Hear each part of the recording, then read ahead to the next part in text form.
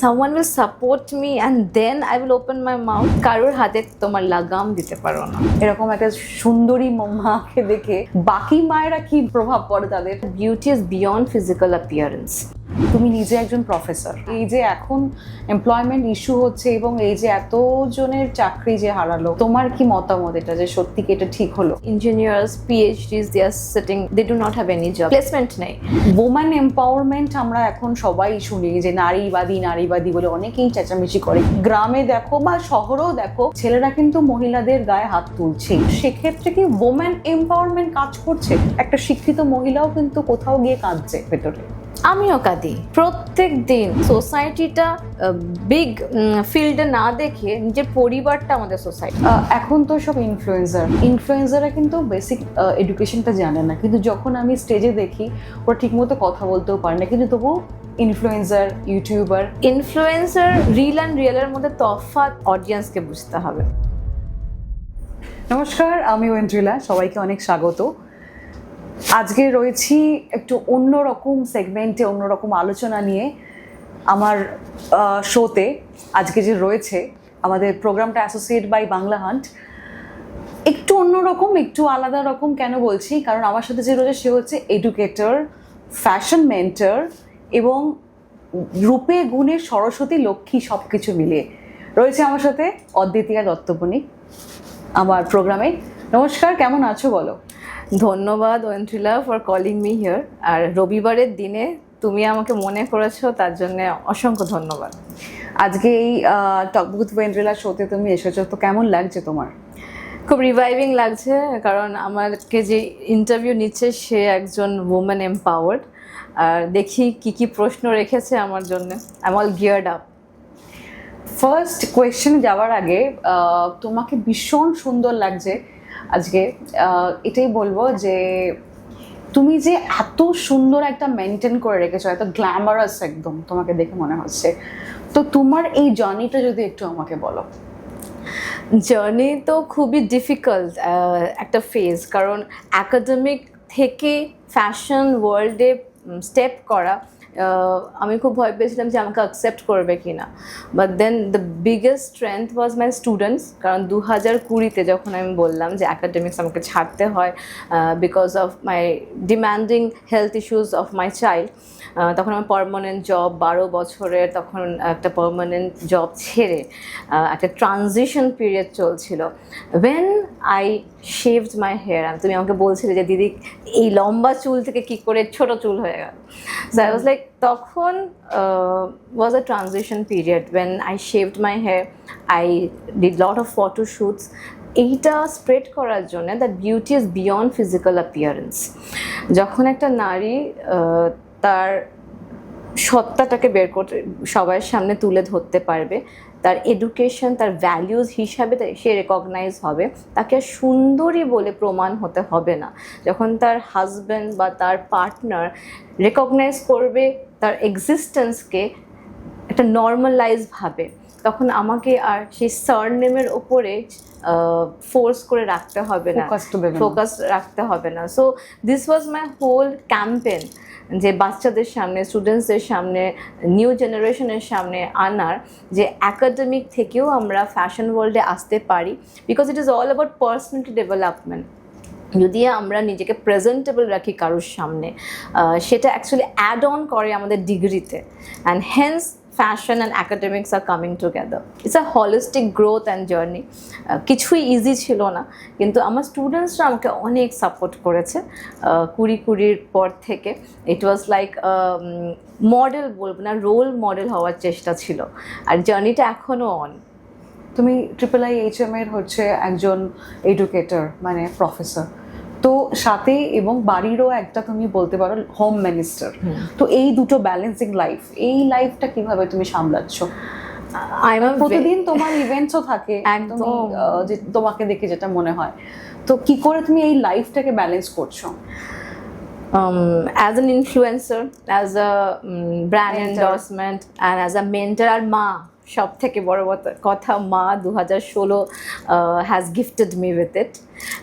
So I feel I have to divide my whole day strategically. আর প্রফেশনের সাথে সাথে আমি আমার প্যাশনটাকেও তুলে ধরেছি, প্যাশনটাকে আমি প্রফেশনে চেঞ্জ করেছি। Hence 24 hours is very less for me. তাই আমি বলি যে হ্যাপেনিং মাদারকে একটু বেশি দম নিয়ে এগোতে হয়। So I am a very obsessed and possessive mother. আমি কলেজ থেকে পড়িয়ে যখন আসি তখন পুরোপুরি আমার স্টুডেন্টসদের ওপরে আমার লক্ষ্য, আমার how to improve them curriculum ways, বা বলো তাদেরকে আমি যেহেতু পার্সোনাল ডেভেলপমেন্ট ওখানে দেখি, অ্যাজ অ্যান অ্যাডভান্স এক্সপার্ট দেখি ওখানটায়, তো how to take care over there. সেখান থেকে বাড়িতে এসে বাচ্চার পড়াশোনা, বাচ্চাকে কিভাবে তার ক্রিয়েটিভিটিটাকে দেখতে হয়, তার নেক্সট দিন এক্সাম থাকে, and then my promotions and my events, my night life. তো 3 ভাগে ভাগ করে I think that is how a woman is known as Dashabhuja. We have 10 hands and that is used in the whole life journey. ছোটবেলায় যখন আমরা বড় হই তখন মারা বলে দেখবি তুই যখন মা হবি তখন বুঝতে পারবি যে কিভাবে লাইফটাকে ব্যালেন্স করা যায়। তো তোমার নিজেরও একটা মেয়ে রয়েছে, তুমি এই যে পেরেন্ট মিটিং যখন ডাকা হয় এরকম একটা সুন্দরী মাকে দেখে বাকি মায়েরা কি প্রভাব পড়ে তাদের? আমার তো মনে হয় they are more inspired how to be more presentable and how to think about themself. নিজের ওপরে সময় দেওয়াটা খুব ইম্পর্ট্যান্ট, নিজেকে গ্রুম করা ইম্পর্ট্যান্ট, নিজের ট্যালেন্টস লোকের সামনে অ্যাডভার্টাইজ করাটা খুব ইম্পর্ট্যান্ট। কারণ আমাদের জন্যে দোজ আর মাদার্স এতটা এনগ্রস থাকে ফ্যামিলি ডিউটিসের মধ্যে, আমাদের যে কিছু কিছু ছোটো ছোটো স্বপ্ন আছে সেসব ঢাকা পড়ে যায়, বালিশের চাপা পড়ে যায়। সেটাও যখন অন্যরা দেখে যে তুমি কী করে করছো, তুমি পারছো, this is like first of all আমার জন্য একটা ব্যাকিং, আমার জন্য একটা পুশ, অলসো তাদের জন্য আজ হয়তো করে উঠতে পারছে না, but then they have started the processing. And আমাকে অনেক বন্ধুরা আছে যেসব মামা ফ্রেন্ডস, দে টেল দ্যাট জানিস তো আমি কথা বলতে শিখেছি, আমি নিজেকে সময় দিতে শিখেছি। So this is one thing. And secondly বলবো ঐন্দ্রিলা, আমি বোর্ডিংয়ে বড় হয়েছে, সো আমি আমার মাকে কখনো পাইনি। Ma used to come once in a month to visit me, but মায়ের ভ্যালিউজ নিয়ে বড় হয়েছে। হ্যান্স আমার মনে হয় যখন কেউ বলে যে বাচ্চাকে সময় এক্সট্রা দিতে হয়, this is the adolescence time, কিন্তু বাচ্চাদেরকে এটা ছোটো থেকেই বোঝাতে হবে যে we all need a space, we all need to grow together. আজকে যখন আমার বাচ্চা দেখে যে মায়ের এত জায়গায় অ্যাওয়ার্ডস পাচ্ছে, মাকে এত জায়গায় রেকগনিশন পাচ্ছে, শি অলসো ফিলস দ্যাট আমাকে মায়ের মতন হতে হবে, and I will not be only kitchen oriented. So this is also a inspiration for your child. Hence আমি আমার মাকে দেখেছি ছোটোবেলায় ওয়ার্কিং লেডি, মাকে সময় দিতে হয়েছে চাকরিতে, তাই আমাকে বোর্ডিংয়ে যেতে হয়েছে। I give that support to my mother. তাই আমিও আমার ইকুয়ালি আমি আমার বাচ্চার কাছ থেকে সাপোর্ট পাই, না হলে আমি এইটা করতে পারতাম না। She has given me 200% support. তুমি যে সুন্দর একটা হেয়ার কাট করেছো, এটা সবাই বলছে যে স্বাস্তিকা দির মতন, তো বাট আমি জানি, পার্সোনালি জানি যে তোমার এটা অন্য একটা ডোনেশন রয়েছে, অন্য একটা কন্ট্রিবিউশন রয়েছে। তুমি ক্যান্সার পেশেন্টদেরকে জন্য তোমার যে একটা লং হেয়ার ছিল তাদেরকে ডোনেট করেছো, মানে is it a right or মানে যদি আমাকে। আচ্ছা, আমি তোমাকে বলছি এটা প্রচণ্ড একটা ইমোশনাল একটা স্টেপ, কারণ সবাই বলে এটা খুব বোল্ড লুক। আমার মনে হয় তখনই বোল্ড ওয়ার্ডটা হলো expressive, when you express yourself লোকের সামনে, আর যখন নিজেকে চেপে রাখো না তখন ওই ওয়ার্ডটা ডিফাইন হয়ে যায় বোল্ড হিসাবে। So this is a very emotional look of mind. 2020-তে আমার বেস্ট ফ্রেন্ডের son was inflicted with cancer, আর তখন আমার বাচ্চা was inflicted with sepsis meningitis. She was in coma for more than 21 days, বারবার ইনফ্লিক্টেড হচ্ছিল, বারবার স্ট্রোকস হচ্ছিল। So we both were losing a child and we were young mothers that time. So আমার আর ওর bond এত strong, we did BEd together from Loreto and then we became mothers together. ওর বাচ্চার নাম দেওয়া হয়েছিল আদওয়ে, অর্থ মানে অদ্বিতীয়া, মানে আমার নামের পরেই তার নাম রাখা হয়েছিল, মানে মাসির নামের সাথে যুক্ত হয়ে।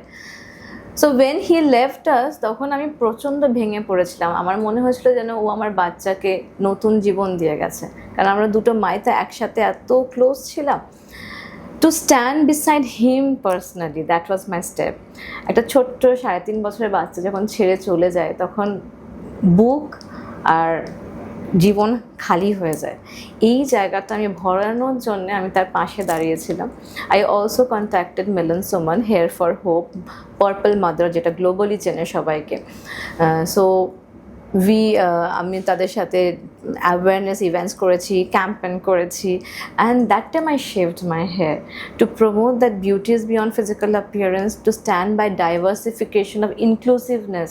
শুধু চুল কেন, জানো তো, গায়ে যাদের সেথি হয় তাদের পাশে দাঁড়ানোর জন্যে, অ্যাসিড অ্যাটাকার্সদের জন্য দাঁড়ানোর জন্যে, ট্রান্সজেন্ডার্স থার্ড আইদের হয়ে দাঁড়ানোর জন্য, থ্যালাসেমিয়ার জন্যে দাঁড়ানোর, ফর এভরি অ্যাসপেক্ট যারা লড়ছে তাদের নিজের জায়গা বানানোর জন্য এই সোসাইটিতে, যাদেরকে আমরা ভুলে যাচ্ছি।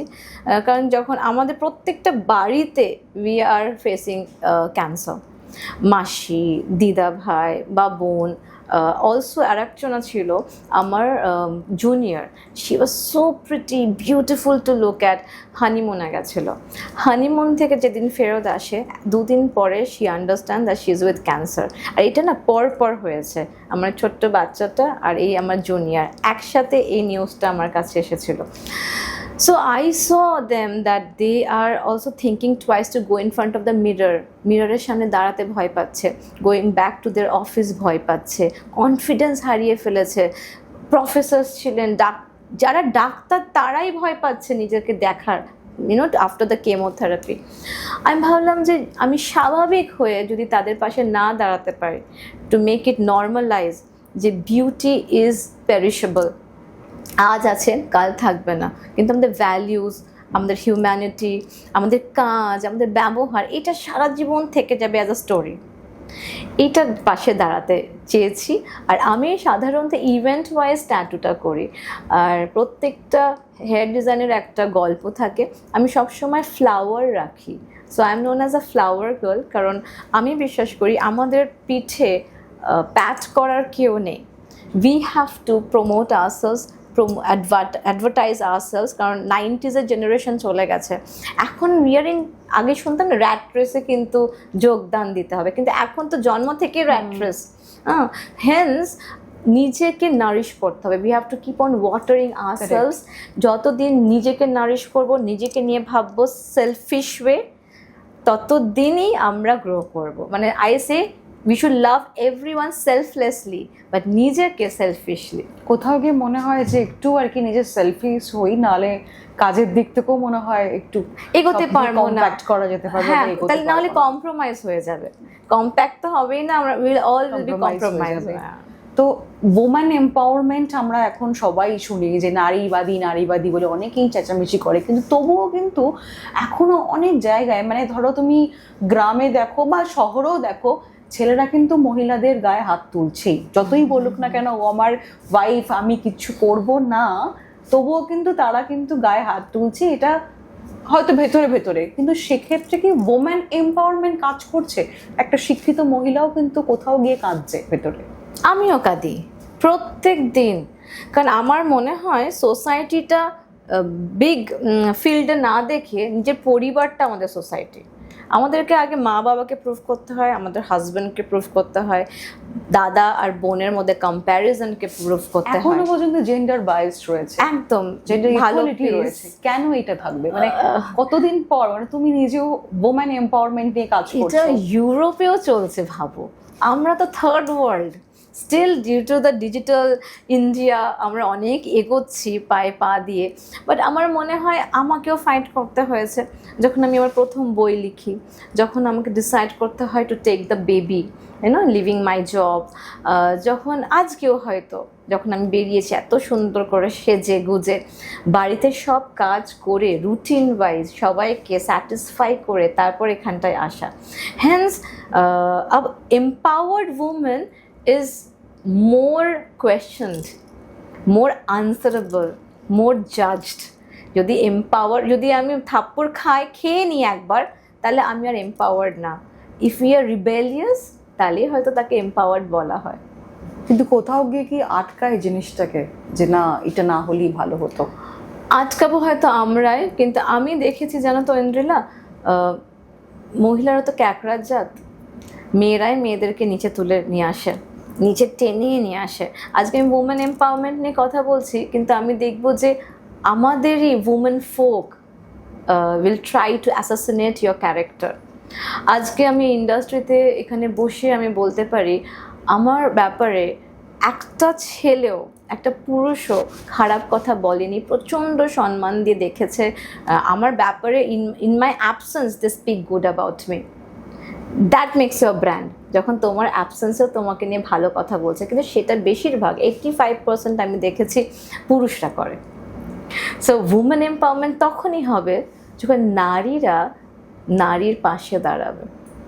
Otherwise this is so fake.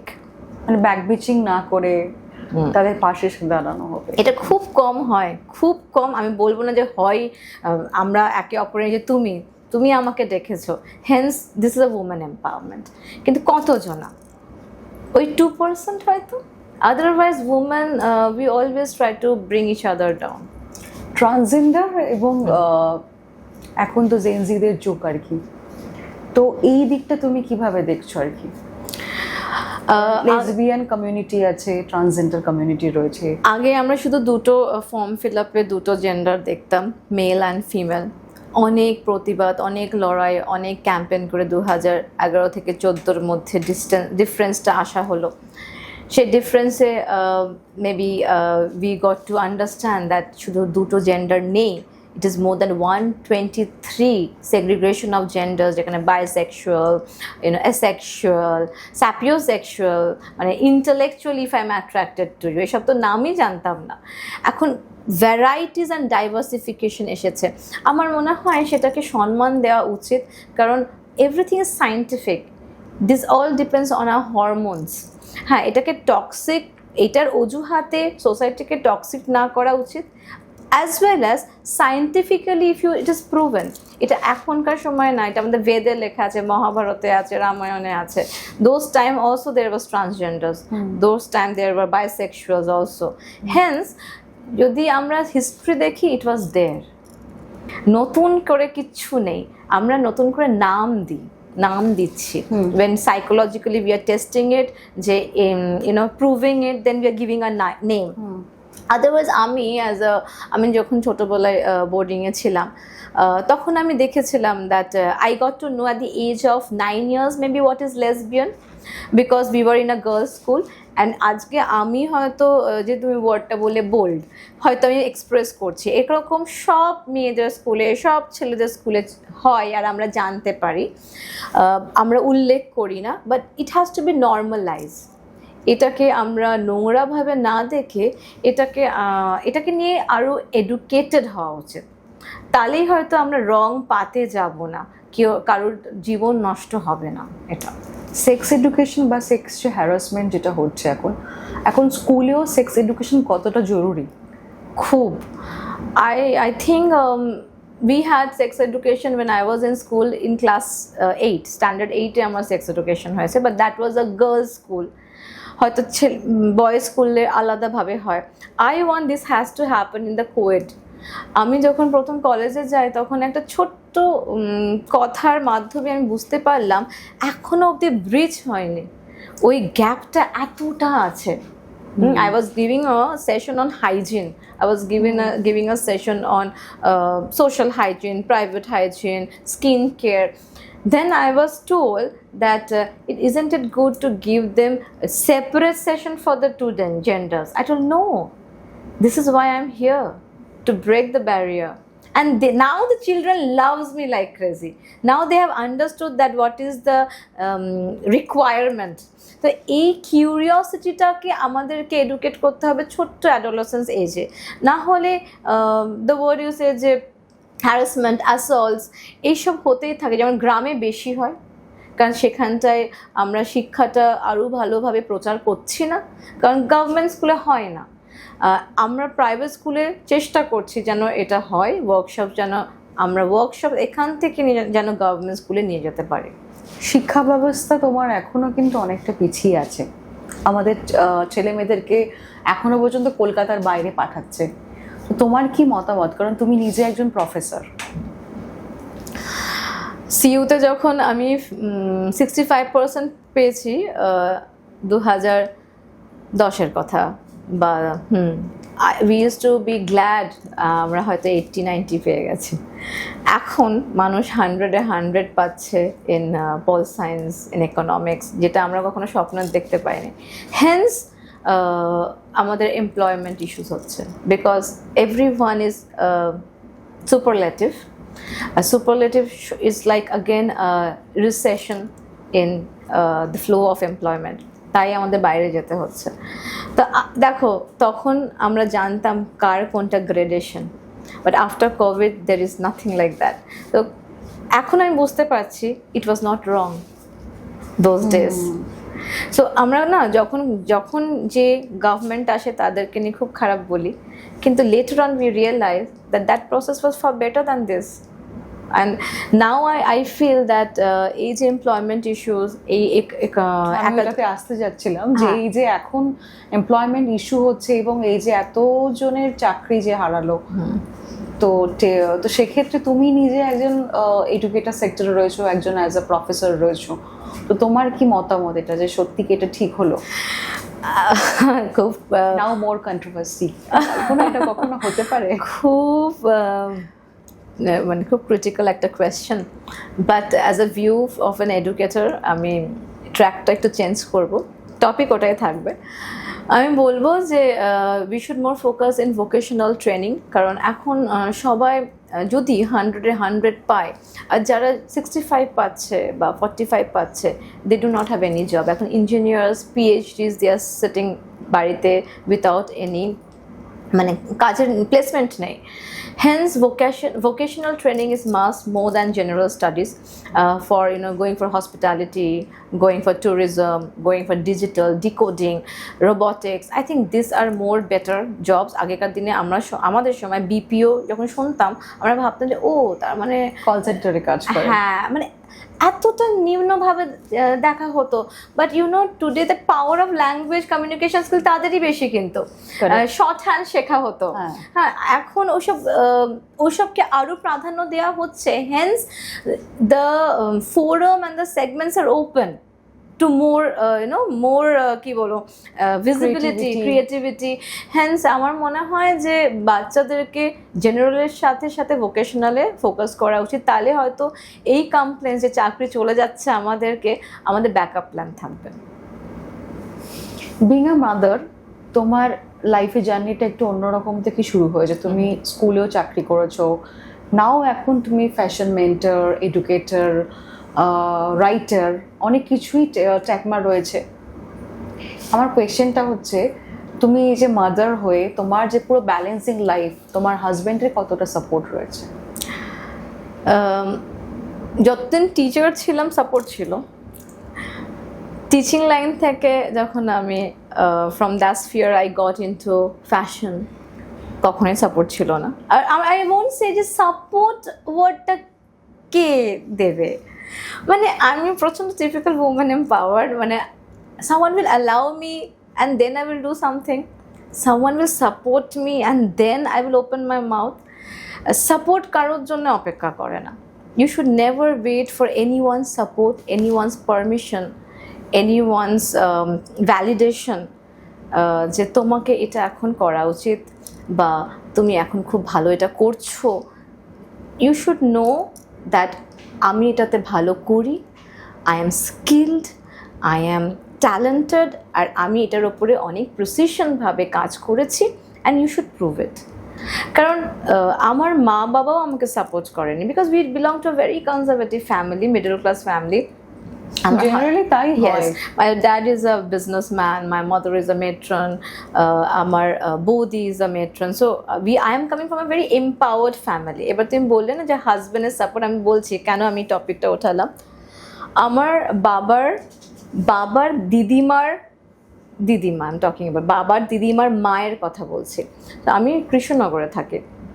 কৃষ্ণনগরে first doctor and first nurse আমাদের সদর হসপিটালে ছিল আমার বাবার দিদিমার মা। She was the first nurse. তখনকার সময় I am talking about pre independence. After that মানে during the British time, after that আমার বাবার দিদিমা আসে। তখন লেডি ডাফরিনে 15 জনকে নিয়ে মিডওয়াইফসের ট্রেনিং দেওয়া হয়েছিল, coming from Birbhum, coming from Medinipur, West বেঙ্গলের সব কোনা থেকে 15টা মহিলাকে আনা হয়েছিল, and she was from Nadia. So she represented Nadia, আমার বাবার দিদিমা। So she was again in সদর হসপিটাল। Then comes my ঠাকুমা, বাবার মা. She was municipality vaccinator. Then comes my mother, who is a matron. Then comes my bodi, who is again a nurse. I broke the barrier. I am a teacher. কিন্তু বলা হয়েছে আমার দাদার ছেলেও যেন নার্সই আনে, পরম্পরা অনুশাসন চলছে। Hence I am coming from a very empowered family, but ওদেরকেও কিন্তু প্রুভ করতে হয়েছে। It is not easy. They also fought with the patriarchy, with the society. তখন তো আমার মা যখন 200টা পুলিশ হসপিটালে কাজ করেছেন, 200টা পুলিশের সামনে কাজ করছে, সাথে রাত নাইট ডিউটিস করছে, she was questioned. So she was obviously supported by my father, but বাড়িতে এসেও দুটো বাচ্চাকে বড় করেছে, শাশুড়িকে দেখভাল করেছে। Same thing with me. My husband is the GM of Schneider Electric. He's very intellectual person, he's a very empowered person, but somewhere or the other he's a man, and he has the mentality that you have to do all your responsibilities and then go out. So আমি কখনোই বলবো না যে support কিছু পেয়েছি। আমি নিজের credit, নিজের মেরিট, নিজের এডুকেশন আর নিজের ট্যালেন্টে যতটা এসেছি, নিজের কি বলে চেষ্টায় আর ধৈর্য। Patience. You cannot give up patience. There will be toxicity everywhere. প্রতিবাদ করবে না, কিন্তু তুমি নিজেকে প্রুফ করবে, তোমার ভালো কাজ প্রমাণ করে প্রুফ করবে।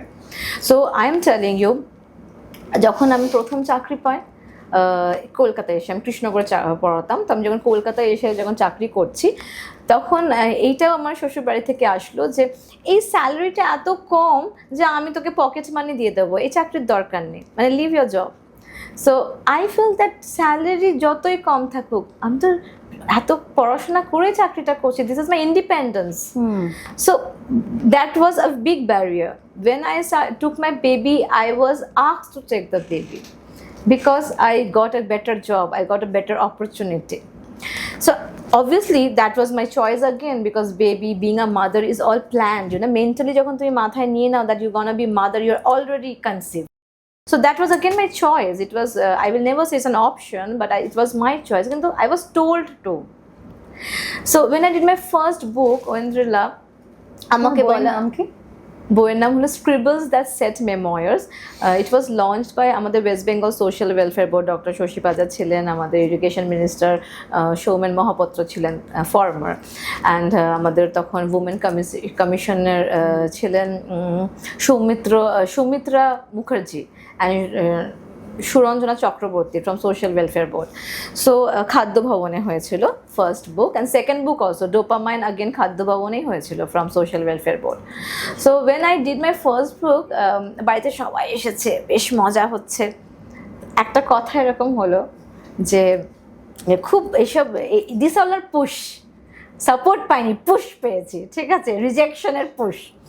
বলেছিল যে ও একটা ও বাচ্চা দিয়েছে তো, ও বাচ্চা দিয়েছে তো ভাবলাম একটা বই করিয়ে দিই। Understood? So it was like that. It was like a barter. So that time I feel যে life cannot be anyone. আমার ল্যাঙ্গুয়েজ, আমার বুদ্ধি, আমার ভাষা, আমার নেটওয়ার্ক, আমার ক্যাপাবিলিটি, কিন্তু someone else is taking the credit. You cannot give any, মানে কারোর হাতে তোমার লাগাম দিতে পারো না। So you have to, ওইটাকে তোমাকে নিজেকে সিকিউর করে নিতে হবে। And hence when I came to fashion industry, I had no godfather, I did not know anybody. আমি কোয়েশ্চেনটাই করতে যাচ্ছিলাম, সেটা হচ্ছে 2022-এ তুমি একটা বিউটি পেজেন্ট জিতেছো। তো কম্প্রোমাইজ যে এখন কথাটা আসছে, ইন্ডাস্ট্রিতে এখন কম্প্রোমাইজ, শুধু ইন্ডাস্ট্রি বলে নয়, আইটি সেক্টরগুলোতেও আছে কম্প্রোমাইজ। তো তোমার ক্ষেত্রে কম্প্রোমাইজ কতটা কি appropriate? No, not yet still now, and I don't prove, it's not proven from my lifestyle. কারণ দেখো যখন আমি ফ্যাশনে আসি already I had a profile, আর সেই প্রোফাইলটাকে আমি কিন্তু প্রমোট করতে এসেছিলাম যে I am an academic and I am coming to this pageant show to promote that এডুকেশনের সাথে সাথে কিন্তু আমি আমার ফ্যাশন লাইফস্টাইলও প্রমোট করতে পারি। তো দ্যাট ওয়াজ আমার লক্ষ্য, ওটা ছিল। আর আমাকে কম্প্রোমাইজ করতে হয়নি luckily, because it was a women oriented pageant show and the owner was a women. Hence আমার অর্গানাইজারের সাথে তেমন কোনো সম্পর্ক ছিল না, কিন্তু আমার ফোকাস ছিল to prove myself with this hairstyle. কারণ প্যাজেন্ট শোতে না একটা টিপিক্যাল হাইট থাকে, লুকস থাকে, লম্বা চুল হতে হবে, but this was a pageant show which empowered that বা ফোকাসড বা অ্যাডভার্টাইজড তুমি তোমার নিজের প্রোফাইলটাকে তুলে ধরো। And luckily all the jury had taken me as the winner. And সেটা ওখানটাই আমি থামাইনি। 2023-এ আমার নিজের অ্যাসোসিয়েশনের থ্রুতে I did my pageant show, যেটা আমার অ্যাসোসিয়েশন করেছে miss city of joy. So over there আমি ইনক্লুসিভিটি আনি। সেখানটায় দুটো ক্যাটাগরি রেখেছিলাম আমি, for specially able, not those who are underprivileged, but also those who are privileged. You know, there are doctors, there are professors, those who are maybe, you know, hearing impaired or sight impaired, or those who have gone for Para-Olympic and have made our India shine. তাদেরকে এনে brand ambassador করা। তো আমার না ইনক্লুসিভনেসটাকে কেন তুলে ধরি, কারণ আমার specialisation paper was inclusive education. So that is my passion. আমি এখনও অবধি তাদের সাথে কাজ করি। And so pageant show for me was never compromised. I feel if you have your proper degrees, I mean, খুব education biased, and I tell every student, every girl child, তার পড়াশোনা শেষ করো, নিজের জায়গা বানানোর জন্য আগে ডিগ্রিজ দরকার। Once you have degrees you don't need to compromise with anyone, কারণ তখন তোমার বুদ্ধি খুলবে, তোমার জ্ঞান থাকবে, ইউ নো হুম টু জাজ, and end of the day you have a job. Fashion should be a backup, একটা fun thing, but it cannot be a mainstream if you do not have a proper mainstream job. এখন তো সব influencer, তুমি যখন এই কথাটা বলছো, তো ইনফ্লুয়েন্সাররা কিন্তু বেসিক এডুকেশনটা জানে না, কিন্তু যখন আমি স্টেজে দেখি ওরা ঠিকমতো কথা বলতেও পারে না, কিন্তু তবু ইনফ্লুয়েন্সার, ইউটিউবার। তো এই ক্ষেত্রে কি বলা উচিত? আমি মনে হয় স্টিরিওটাইপ ব্রেক করছি, কারণ এডুকেশনাল ইনফ্লুয়েন্সার এখন অবধি শুনিনি কাউকে। এডুকেশনাল ইনফ্লুয়েন্সার নয় এখন, কিন্তু আমি ওইটাকে নিজেকে ট্যাগ করি। So I tag my self as an educational influencer.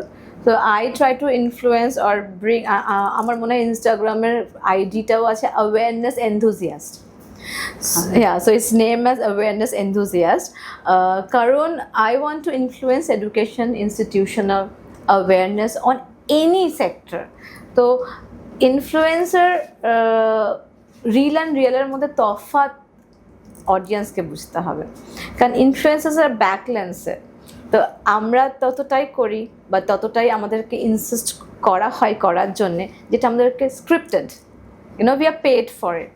But audience should understand what is real and real difference.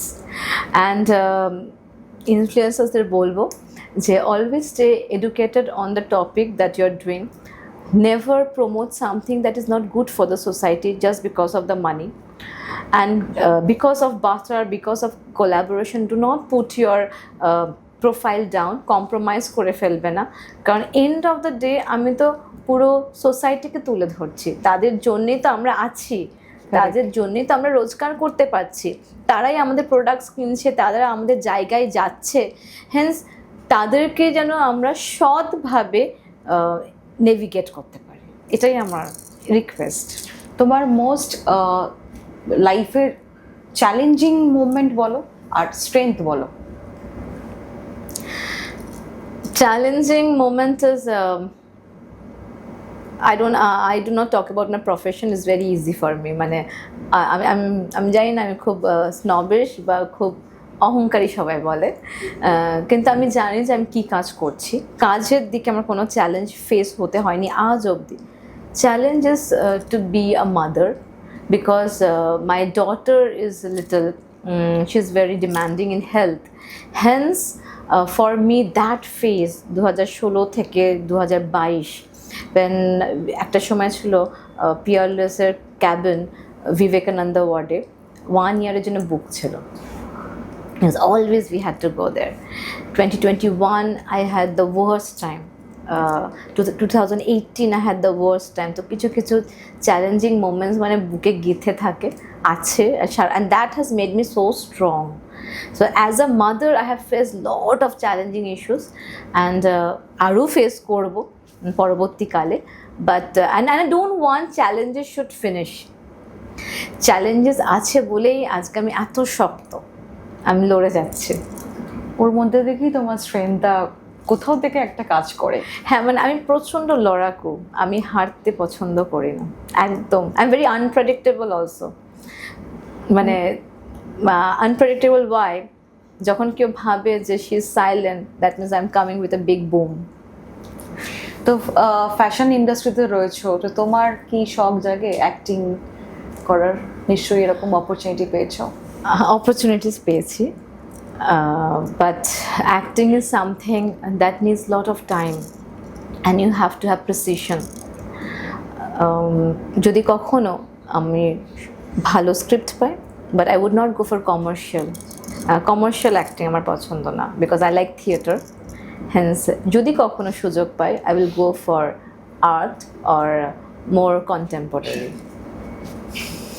তাহলে আজকে দেখলেন আমার সাথে ছিল হচ্ছে অদ্বিতীয়া দত্ত বণিক। তুমি কিছু যদি অডিয়েন্সকে বলো, টকবক ওয়েন্দ্রিলা শোতে এসেছো, কেমন লাগলো? টকবক উইথ ওয়েন্দ্রিলা আমাকে আরও এম্পাওয়ার করলো।